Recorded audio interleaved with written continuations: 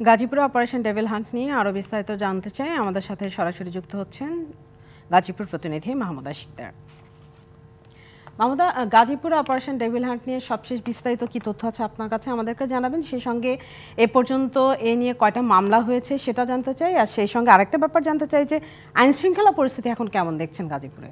এছাড়া আপনি জানেন যে স্বরাষ্ট্র মন্ত্রণালয়ের যে নির্দেশনা, সেই নির্দেশনা অনুযায়ী গতকাল রাত 9টা থেকে কিন্তু গাজীপুরে অপারেশন ডেভিল হান্ট সেটি অভিযান শুরু হয়েছিল এবং জেলা প্রশাসন কার্যালয়ের সামনে জেলা প্রশাসন এবং তার পাশাপাশি যৌথ বাহিনীর উদ্যোগে কিন্তু একটি চেকপোস্ট বসানো হয় এবং সেখানে ডিসি অফিসের সামনে দিয়ে যত গাড়ি যাতায়াত করছিল প্রত্যেকটি গাড়ি কিন্তু নিরাপত্তার সাথে তল্লাশি করা হচ্ছিল এবং দেখা হচ্ছিল যে কাগজপত্র সাথে সাথে এই গাড়িগুলো কারা ব্যবহার করছে বা কোথায় যাচ্ছে সবকিছু, এবং গাড়িতে কোনো অবৈধ কোনো কিছু নেওয়া হচ্ছে কিনা সেটিও আসলে বারবার করে দেখা হচ্ছিল। এবং তার পাশাপাশি আর একটু রাত বাড়তেই সাড়ে 10টার দিকে কিন্তু র্যাব 1-এরও একটি তল্লাশি টিম ঠিক ওই জায়গাটিতেই কিছুটা সামনে বসানো হয় এবং সেখানেও কিন্তু একইভাবে নিরাপত্তার সাথেই কিন্তু যে গাড়িগুলো চলাচল করছিল সেই যে গাড়িগুলো দেখা হচ্ছিল। এবং তার পাশাপাশি শহরের বিভিন্ন গুরুত্বপূর্ণ যে জায়গাগুলো আছে, যেমন জেলা প্রশাসক কার্যালয়ের সামনে, শিববাড়ি, চৌরাস্তা, এরকম অনেক গুরুত্বপূর্ণ জায়গাগুলোতে কিন্তু আলাদাভাবে তল্লাশি করানোর জন্য চেকপোস্ট বসানো হয়েছিল।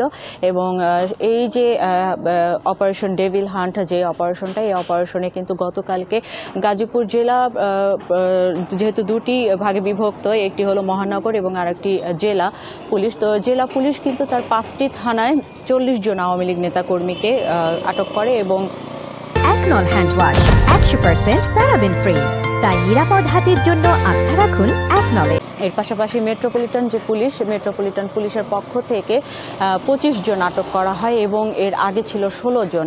এই মোট 81 জনকে অপারেশন ডেভিল হান্টে অভিযানে গ্রেফতার করা হয়েছে। এবং এর পাশাপাশি আপনার এই অভিযানে কিন্তু আরও অনেক যেসব আপনি জানেন যে গতকালকে সন্ধ্যার দিকে কিন্তু গাজীপুরে একজন বৈষম্য বিরোধী ছাত্র মোবাশ্বের, তাকে গুলি করা হয়েছিল। আসলে কে বা কারা গুলি করেছিল তাদেরকেও আসলে খুঁজে বের করার চেষ্টা চলছিল। এর পাশাপাশি কিন্তু সাদা পোশাকেও কিন্তু পুলিশ কাজ করছিল।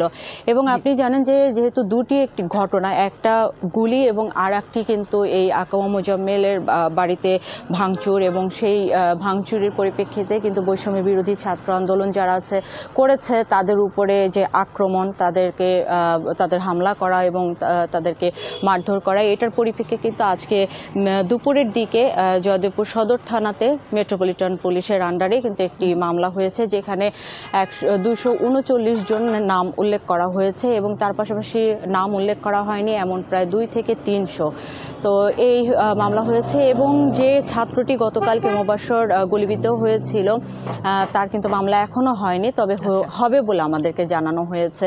আর যদি নিরাপত্তার কথা বলি ইসরা, তাহলে বলতে হবে যে বিস্তারিত বলেছেন। ধন্যবাদ আপনাকে।